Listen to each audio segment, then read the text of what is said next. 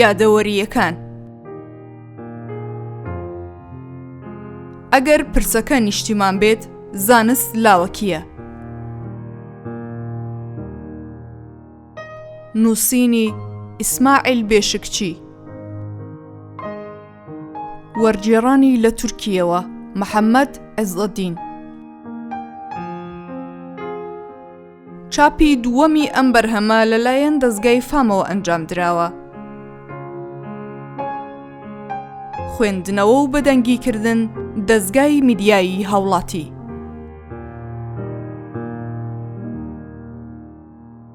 بەشی سێیەم. قوربانی پێداگری لە زانست بێکاری، دادگاییکردن، زیندان. کورد و شۆڕشی ڕزگاری خوازی نەتەوەیی بەنگلادیش. لە 20مین ڕۆژی مانگی هەفتی ساڵی 1970 لە زانکۆی ئاتاتورک کۆتایی بەکاری ئەکادمیم هێنرا. منیش ڕاستەوخۆ هانام بردەبەر دادگای باڵای کارگێڕی. ئەوانیش لە ماوەیەکی کووردە داوای ڕاگررتنی بڕیاری دەرکردنەکەمیاندا، وەلێ زانکۆ تا بەرواری مانگی 12 ساڵی 1970 فەرمانەکەی جێبەجێ نەکرد. لەوێ ڕێککەوتێەوە ئیدی بۆ کۆلێژی زانستە سیاسیەکانی زانکۆی ئەنقەرە گوازرامەوە. کاتێک کاروباری گواستنەوەم بۆ زانکۆ تازەکە دەستی پێکرد بۆ ئەوەی ئیشەکەم تەگەرەی بکەوێتە پێش، زانکۆ کۆنەکەم دەستی بە جێبەجێکردنی بڕیاری دادگای باڵای کارگێڕی کرد. وەلێ من ئیدی لە زانکۆی ئەنقەرە دەستم بە دەوامی خۆم کرد و فەرمانی کارگێڕی کارکردنم بۆ دەرچوو. لە سەردەمی ڕژێمی 12 ئازار لە کۆلێژی زانستە سیاسیەکانی زانکۆی ئەنقەرە زوو کۆبوونەوە و کۆڕبەند ساز دەکرا. ئەو جوڤینانە مەبەستیان بوو تا ئەوە بزانن بەرامبەر بە ڕژێمی تازە پێویستە چ ڕێکارێک بگرترێتە بەر. کۆڕ و کۆبوونەوەکان زۆر قەرەباڵغ دەبوو، بەشێکی زۆری مامۆستاکان بەشداریان دەکرد و هەموو کەسێک بیر و بۆچوونی خۆی بەیان دەکرد و گەنگەشە دەکرا. لە مانگەکانی 5 و 6 ساڵی 1970 ئەو جۆرە کۆڕ و کۆبوونەوانە زۆر زیادی کرد. لەوێ دەمێدا شۆڕشی ڕزگاری خوازی نەتەوەیی بەنگلادیش دژ بە پاکستان گەیشت بووە لووتکە. لە ڕۆژهەڵاتی پاکستان بەنگلادیش دەیویست لە وڵاتە جیا ببێتەوە. یەحیا خانی سەرکردەی پاکستان بۆ ڕێگریکردن لە شۆڕش و سەرهەڵدانی بەنگلادیشیەکان ڕوبەڕووبوونەوەکانی گەیاند بۆ ئاستی تیرۆر. لەناو ئەو کۆڕ و کۆبوونەوە و کۆڕبەندانەی لە زانکۆ دەکرا، منیش لەناو یەکێک لە کۆڕبەندەکان وتارێکمدا. لەوێ دەمێدا کورد و کۆمەڵەی شۆڕژگەڕی کولتوری ڕۆژهەڵات بەردەوام و بێپسانەوە داوای مافە دیموکراتیەکانیان دەکرد. منیش لە وتارە کورتەکەمدا بەشێک لەو داواکاریانم هێنا زمان و گوتم پێویستە دان بە مافە دیموکراتیەکانی کورددا بندرێت، بۆیە ئەگەر حکوومەتی تورکیا گوێ بە داواکاریەکانی کورد نەدا، ئیدی کورد باس لە مافە سیاسیەکانیشیان دەکەن. پاشان باسی شۆڕشی بەنگلادیشیەکانم کرد دژ بە پاکستان. ڕاگری کۆلێژ پرۆفیسۆر دکتۆر مومتاز سۆیساڵ بوو. ڕۆژی دواتر لەگەڵ بەشێک لە مامۆستای بەشەکان لە بەردەم ژووری ڕاگری کۆلێژ لە نێوان خۆمان بەسەر پێوە خەریکی قسە و دەمەتەقێ بووین. لەوان ڕۆژاندا لە کۆلێژ زۆر بەچڕی پشکنینی پۆلیس هەبوو، بە شێوەیەک ڕەفی پەرتوکخانەشیان دەپشکنی. لە دەم و وەختی گفتوگۆی ئێمە مامۆستا مومتاز هات و کاتێ چووە ژوورەوە منی بینی و پێی گوتم ئیسماعیل لەگەڵ من وەرە با بچینە ژوورەوە. لە ئۆدەکەی خۆی درێژەی بە قسەکانیدا. دوێنێ کاتێک تۆ دەئاخفی چێ لە ژوورەوە بوو؟ منیش وەڵامم داوە زۆر قەرەباڵغ بوو، هەموو کەسێکی لێ بوو. مامۆستا لەسەر پرسیارەکەی خۆی پێداگری نەکرد، بەڵام ئەمانەی بۆ قسەکەی زیاد کرد. دوێنێ ئێوارێ لە سەرۆکایەتی وەزیرانی تورکیاوە تەلەفۆنیان بۆ کردم و لەسەر ئەوە ڕەخنەیان لێگرتم چۆن دەبێت لە کۆلێژی زانستە سیاسیەکان ڕێگە بەوەها ئاخافتن و کۆڕبەندێک بدرێت، هەروەها بۆچی ڕێگا خۆش دەکەن تا ئەو جۆرە وتارانە بڵاو ببنەوە. ئەو کەسەی تەلەفۆنیشی بۆ کردم سعدی کۆچاشی ڕاوێژکاری کاروباری سیاسی سەرۆکوەزیران بوو. لە 13مین ڕۆژی مانگی هەفتی ساڵی 1970 مامۆستا مومتاز لەناو کۆلێژ دەستگیر کرا و خرایە زیندان. منیش 6 ڕۆژ دواتر لەناو باڵەخانەی زانکۆ بە هەمان شێوە دەستگیر کرام و بردرامە دیاربەکر. وەلێ لە کاتی دادگاییکردنم بە هیچ شێوەیەک ئەو پرسەیان لەگەڵم نەکردەوە، چونکە لە هەموو ئەو تۆمەتانەی بۆم هەڵبەسترابوون لە زۆر کات و شوێنی جیاواز ئەو پرسە نەکرابەوە. مامۆستا مومتاز بەهۆی پەرتووکەکەی بە ناوی پێشەکیەک بۆ دەستور دادگایی دەکرا. وەلێ لەو باوەڕەدام لە دادگاییکردنی مامۆستاشدا ئەو بابەتەی من باس نەکرابێ. بە بۆچوونی خۆشم هۆکاری ئەو باس نەکردنە بۆ ئەوە دەگەڕێتەوە ئەو کەسەی زمانی لێدابووم لەسەر وتارەکەی ئەوێ ڕۆژێم داوای ئاشکرانەکردنی ناوەکەی خۆی کردبوو لەو بارەیەوە. یەکدیناسین لەگەڵ چەندان لایەنی دیکەی زانستی، فەرماندەیی، دۆخی ئاوەرتە و زیندانی سەربازی سەیرانتەپە لە ساڵی 1970 لە ناوەڕاستی مانگی 5 لەلایەن ڕژێمی 12 ئازارەوە دوای ئەوەی دەستگیر کرام و بردرامە دیاربەکر شەوێک لە بەڕێوەبەرایەتی ئاسایشی دیاربەکر دەست بەسەر مامەوە. دواتر ڕادستی بەندیخانەی سەربازەی فەرماندەیی دۆخی لە ناکاو کرام. لە قاوشەکەی من دکتۆر تارق زیا ئەکینجی و یوسف ئەکینجی و دکتۆر ناجی کوتلایی و موسا ئەنتەر و جانب یڵدرم و مەهدی زانە و نیازی تاتڵجی و محەممەد ئەمین بوز ئارسلان و بەهادین ئەرلیماز و عەبدوڵڕەحمان ئوچەمان و ئەدیب قەرەهان و چەندانی دۆستی دیکەی لێبوو. بینینی ئەو دۆستانە دڵخۆشی کردم و هەموو دوودڵی و ناڕەحەتیەکانم ڕاویەوە. ئەو برادەرانم لە پارتی کرێکارانی تورکیا و میتینگەکانی ڕۆژهەڵاتی تورکیا ناسی بوو.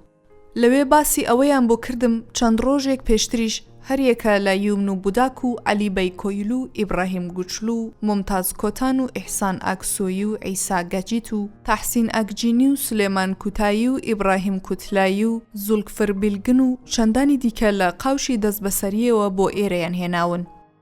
یومن و بوداک جلوبەرگێکی سەربازی لەبەر بوو. ئەو دەستەجلەی لە قوتابخانەی جێگری ئەفسەریەوە لەگەڵ خۆی هێنابوو.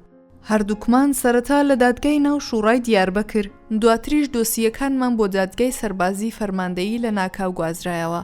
فەرمانی دەستگیرکردنی غیابی بۆ دەستگیرکردنی ڕوبەڕوو خستنە زیندان گۆڕدرا. کاتێک لە دادگای سەربازی دۆخی لە ناوکاو دەرچوین، لەگەڵ کۆرگەنەڕال سوعاد ئاکتۆلگای تووشی یەک بووین. ئەویش لە باڵەخانەکە دەردەچوو. کاتێک ئێمەی بینی لێ پرسین ئێوە کێن و لەکوێوە بۆ ئێرە هێنراون. منیش ئەوەم بۆ باس کرد کە مامۆستای یاریدەدەرم لە کۆلێژی زانستە سیاسیەکانی زانکۆی ئەنقەرە و لەوێ دەستگیر کراوم و هێنراومەتە ئێرە. یومنوش بە هەمان شێوە وەڵامی داوە کە خەڵکی دیاربەکرە و لە بنەماڵەی حازر ئۆغلووە و لە قوتابخانەی جێگری ئەفسەری دەستگیر کراوە و هێنراوەتە ئەوێ. فەرماندەکە ڕووی لە من کرد و پرسی مامۆستا بۆچوونت چییە لەسەر ئانارشیستی؟ وەڵامی ئەو پرسیارە لەسەر پێیان نادرێتەوە و لە دادگا ئەو وەڵامە دەدەمەوە. ئاوا وەڵامی پرسیارەکەی ئەوم داوە. ئەو فەرماندەی هەفتەمی هێزی پیادە بوو. لە هەمان کات فەرماندەی دۆخی ئاوەرتەی دیاربەکر و سیرتیش بوو. بەندیخانەی دۆخی لە ناکاو لە ناوچەی سەیرانتەپە بوو. قاوشی ئەوانەی دەست بەسەر بوون لەگەڵ ئەوانەی زیندانی کرابوون لە یەک جیاواز بوو. لە نێوانیشیان مەیدانێکی گەورە هەبوو. لە ڕۆژانی سەردانیکردن هەموو کەسێک بۆی هەبوو لەگەڵ سەردانیکەرانیان یەکدی ببینن. لە نازناوی میوان و زیندانیەکانیان نەدەپێچاوە. ڕۆژانەش دەبوو هەموو بەیانیان لەو مەیدانە و لە دەوروبەری زیندانەکە وەرزش بکرێ. هەر لە یەکەم ڕۆژەوە بەشداری ئەو دەستەیەم کردکە لە سەرەوە ناویانم هێنا. دواتریش بەشداری کۆمەڵەی قوتابیەکانم کرد. لە کۆتاییەکانی ساڵی 1970 بەندیخانەی دۆخی لە ناکاوی ناوچەی سەیرانتەپە بۆ شوێنێکی نزیک لە ڕووباری دیجلە گوازرایەوە. دادگاییە بێبینەرەکان. دوای دەستگیرکردنم لە دادگای سەربازی دۆخی لە ناکاوی دیاربەکر و سیرت دادگایی دەکرام. مژاری دادگاییکردنەکەم بریتی بوو لە ناوەڕۆکی ئەو بابەتانەی لەوانەکانی کۆلێژ بە قوتابیانمدا بووەوە. لەگەڵ ئەو پرسیارانەی لە تاقیکردنەوەکان هێنا بوومەوە لەوانەی کۆمەڵناسی زانکۆی ئاتاتورک لە نێوان ساڵانی 1967 تا 1968. هەروەها لەگەڵ ئەو وتارانەی لە ڕۆژنامە و گۆڤارەکان بڵاوم کردبووە لە پاڵ ئەو لێدوان و ئاخافتنانەی لە کۆڕ و کۆبوونەوە و کۆڕبەندەکان دەمدا. دانیشتنەکانی دادگا بەبێ ئامادەبوونی هیچ گوێگرێک بەڕێوە دەچوو. لە کاتێکدا لە دادگایە سەربازیەکانی دۆخی ئاوەرتەی ئیستانبول و ئیزمیر و ئەنقەرە و ئێسکی شەهیر کە لەوێش دۆخی لە ناکاو هەبوو باس لەوە دەکرا گوێگر بەشداری دانیشتنەکانی دادگا دەکات. لەو ڕێگایەشەوە چۆنیەتی بەڕێوەچوونی دادگاکان دەگەیشتە میدیاکان. بەڵام لە دانیشتنی دادگاکانی دیاربەکر هیچ کەسێک بۆی نەبوو ئامادە بێت. بەلای کەمەوە هیچ کەسێک لە دانیشتنەکانی مندا ئامادە نەبوو. لە ناو یەکێک لەو ڕۆژانەی دانیشتنی دادگام بەڕێوە دەچوو هەستم بەوە کرد. کچێکی گەنجی قوتابی ئامادەیی لە ڕیزەکانی دواوەی هۆڵی دادگاکە دانیشتووە و گوێ لە دادگاییکردنەکە دەگرێت. لەوێ بۆ پاراستنی ئاسایشی دادگاکە کەسێک دیاری کرابوو. ئەویش بە ناچاری گوێگری دادگاییکردنەکە بوو. چەند جارێکیش چەندان قسەی باشی لە بەرژەوەندی من کرد بۆ بەرگریکردن لە دۆسیەکەم. لەو کابرایەوە دواتر زانیم کچە گەنجەکە کیژی ئەو داواکارە گشتیە بوو کە سەرپەرشتی دۆسیەکەی منی دەکرد.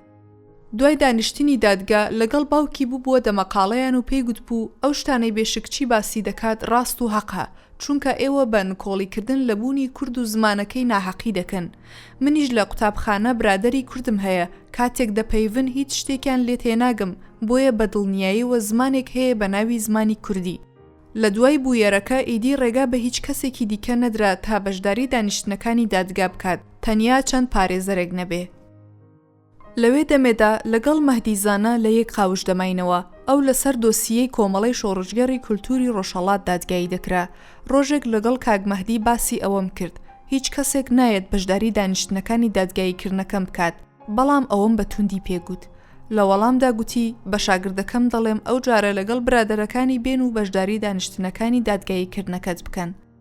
چەند ڕۆژێک دواتر لە کاتی سەردانیکردندا مەهدیزانە بە شاگردەکەی خۆی گوتبوو بەشداری دانیشتنەکانی دادگاییکردنی کاک ئیسماعیل بکەن. بۆ ئەمەش بەرواری نزیکترین دانیشتنی دادگاییکردنمی پێگوتبوون.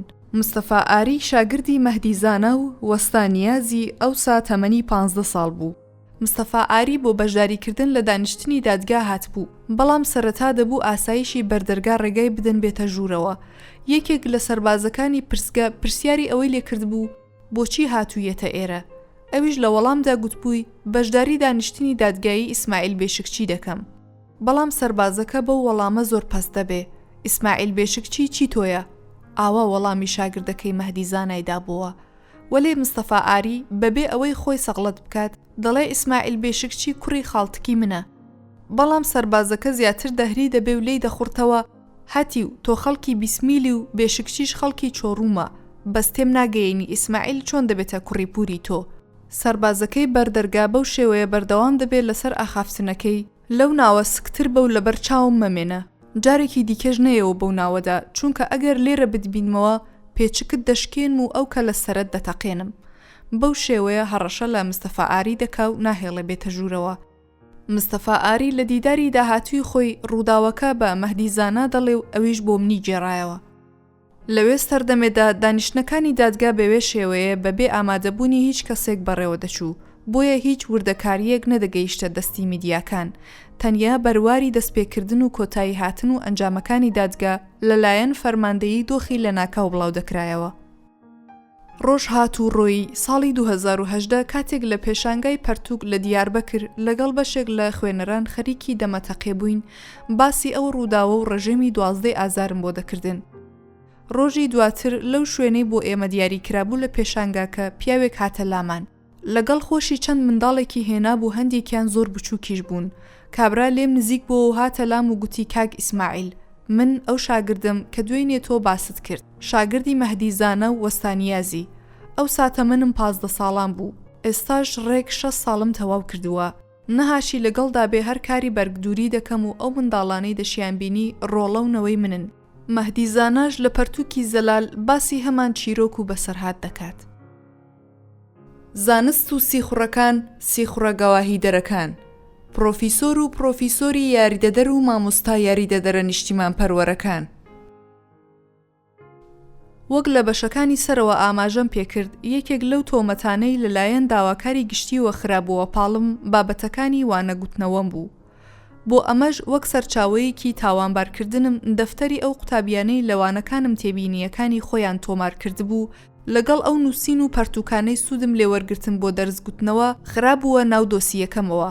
بۆیە لەو بارەیەوە ساڵی 1968 زانکۆی ئاتاتورک لە شاری ئەرزڕۆم داوایەکی کارگێڕیان لەسەر کردبوومەوە.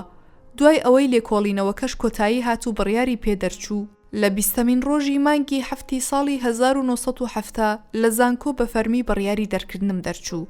لەوێ سەردەمێ بۆ ئەوەی دۆسیەی لێکۆڵینەوە کارگێڕیەکەم بکرێتە دۆسیەیەکی لێکۆڵینەوەی دادگا، دۆسیەکەم بۆ دەستگاکانی ئاسایش و داواکاری گشتی کۆماریش نێردرا. وەلێ داواکاری گشتی بەهۆی ئەوەی زانکۆ سربەخۆیە بە پێویستی نەزانی بوو لە دادگا دۆسیەم لەسەر بکرێتەوە. لە سەردەمی ڕژێمی 12 ئازار سەرۆکی زانکۆ و ڕاگری کۆلێژ و چەندانی دیکە زمانیان لێدا بووم. زمان لێدانەکە بۆ تەواوی فەرماندەییەکانی دۆخی لە ناکاویش نێردرا بوو. لەگەڵ ئەوە دۆسیەیەکی لێکۆڵینەوەی کارگێڕیشی بۆ زیادکرا بوو. بەوێ شێوەیە دادگای سەربازی فەرماندەی دۆخی ئاوەرتەی دیاربەکر داوایەکی لەسەر کردبوومەوە و بڕیاری دەستگیرکردنی غیابی بۆ دەرکردبووم. لەو ئیفادانەی دامە داواکاری گشتی و وتەکانی بەرگریکردنم لە دانیشتنی دادگا بریتی بوو لەوەی ئەو تێبینی و بابەتانەی لەوانەکانم گوتومەتەوە بابەتی زانستی و یاسایین، وەلێ سەرباری ئەمە دادگا گوێی لە 41 شایەت هەڵگرت. لەناو ئەواندا چەند کەسێکیان لەوانە بوون کە زمانیان لێدا بووم، ئەوان هەم سیخوڕ هەمیش گەواهی دەربوون، زۆربەشیان پرۆفیسۆر و یاریدەدەری پرۆفیسۆر و مامۆستای یاریدەدەر بوون.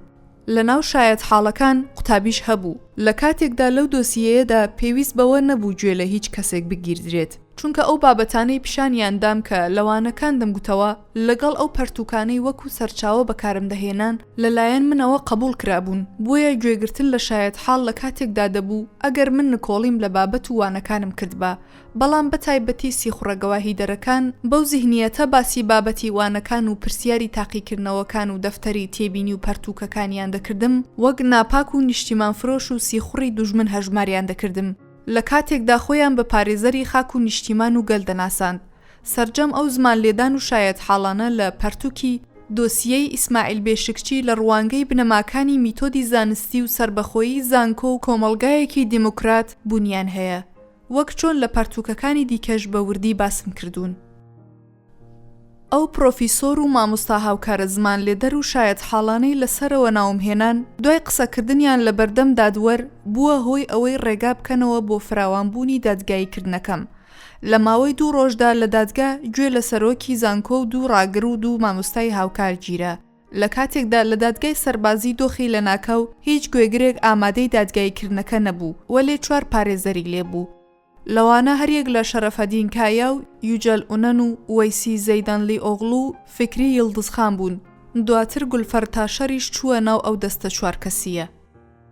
ئەو کەسانەی زمانیان لێدام و دواتر لە دژم بوونە شایەت حاڵ تۆمەتی ناپاکی و دوژمنداری گەل و نیشتیمان و خاکفرۆشیان دامەپاڵ. بەرامبەر بەو تۆمەتانە دادگا پرسیاری ئەوەی لێکردم لەسەر ئەو تۆمەتانە چی دەڵێ. بەرامبەر بەو پرسەی دادگا وەڵامی من بەو شێوەیە بوو: زانست شتێکی واقعیە و لەگەڵ دۆخە واقعیەکان مامەڵە دەکات، بۆ ئەوەی بوارە واقعیەکان بە ڕێکارە زانستیەکان جێگیر بکات. بە پشتبەستن بەو ڕێکارانە باسم لەوە کرد ناکرێن کۆڵی لە بوونی کورد و زمانەکەی بکرێت. تێگەیشتنی پەیوەستبوون بە نیشتیمان و گەل و دەوڵەت وەک خۆشەویستی بۆ نیشتیمان هەستێکی کەسیە و لە ناو کایەی زانستیدا شوێنیان نابێتەوە. هەروەها ئەوەم لە دادگا پرسی.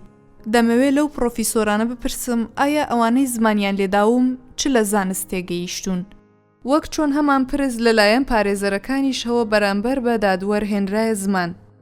جا دادگا سەرجەم ئەو وشە و ڕستانەی لە زاری پرۆفیسۆرە شایەت حاڵەکانەوە دەردەچوو تۆمار دەکرد.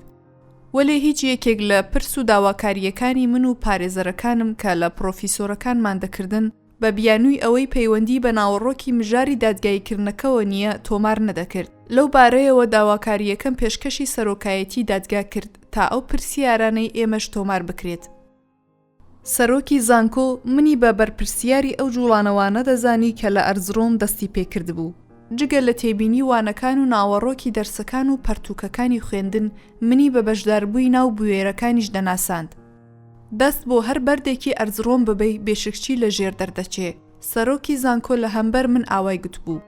بەرامبەر بەو قسەیە دادگا بە سەرۆکی زانکۆی گوت بۆ ئەوەی پەیوەندی بێشکچی بە ڕووداوەکانەوە دەستنیشان بکرێ بەردێک هەڵدەنەوە تا بێشکچی دەرچێت. بەڵام لەبەر ئەوەی سەرۆکی زانکۆ چاوەڕوانی وەها وەڵامێک نەبوو لەلایەن دادگاوە بۆیە تووشی دۆخێکی ناهەموار ببوو.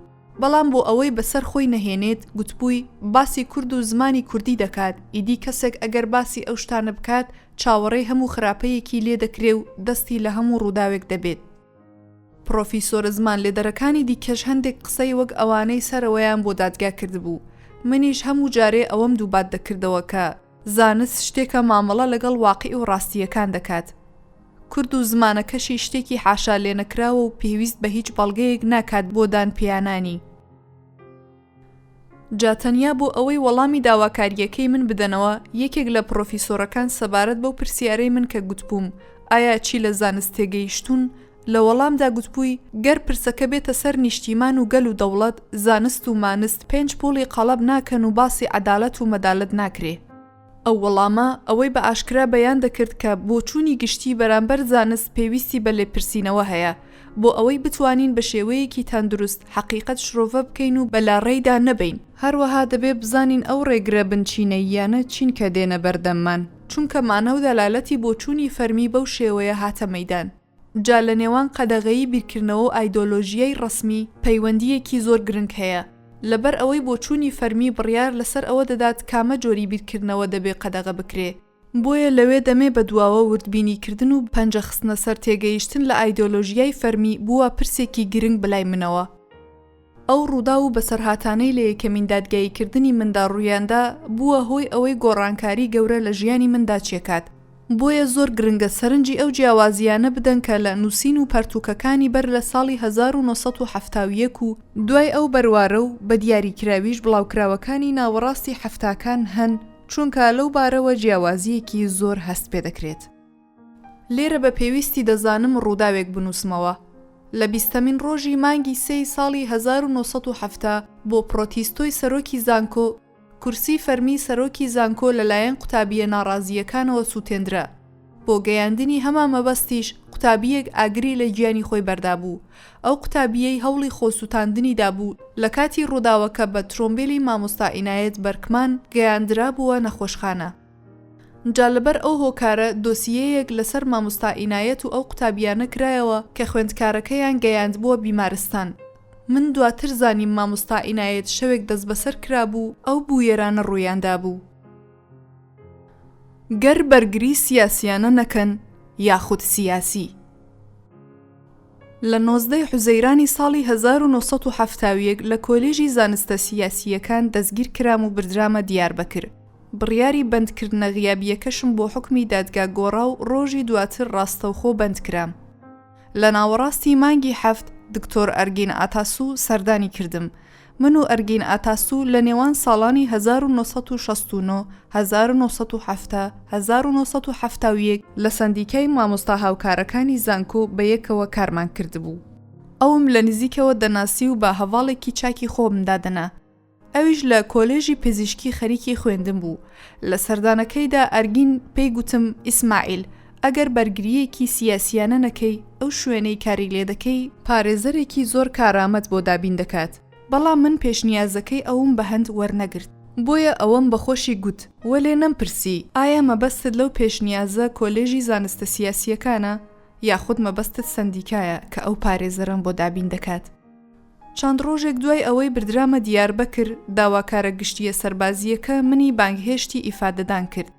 داواکارە گشتیەکە چەند نمونەیەکی لە تێبینی وانە و وێنەی چەند ڕۆژنامەیەک کە وتارم تێدا بڵاو کردبووە پیشاندام و گوتی ئایا ئەوانە هی تۆنە؟ تۆ ئەمانەت نووسیوە؟ منیش لە وەڵامدا وتم بەڵێ هی من و من نووسی و من. ماوەیەکی کەم دوای وەرگرتنی ئیفادەکانم داواکاری گشتی سەربازی داوانامەیەکی لەبارەمەوە ئامادە کرد. یەکەمین دانیشتنی دادگا لە کۆتایی مانگی 7 بەڕێوە چوو. لە دادگا هەمان ئەو وەڵامانم داوە کە لە ئیفادەی داواکاری گشتیدا دابوومەوە. بەوێ شێوەیە بەرگریم لە خۆم کرد. دواتر داواکاری گشتی سەربازی دوای ئیفادەکەم گوتی جەنابی دادوەر، تۆمەتبار تەواوی تاوانەکانی قبول کردووە. بۆیە داواکارم لەو دانیشتنەدا بڕیاری سزادانی دەربچێت. سەرباری ئەو داواکاریە بەڵام کەیسەکەم بۆ ماوەی ساڵێک درێژەی کێشە. دوای ساڵێکیش بە کۆی دەنگی ئەندامانی دادگا بڕیار لەسەر درێژکردنەوەی بەندکردنم درا. تەنیا لەو یەکەم دانیشتنەی دادگا بە کۆی دەنگ بڕیار لەسەر بەردەوامی بەندکردنەکەم درا. وەلێ دادوەری دانیشتنەکە وەکو تێبینی ئاماژەی بەوە کردبوو پێویستە ئەو کەسە ئازاد بکرێ.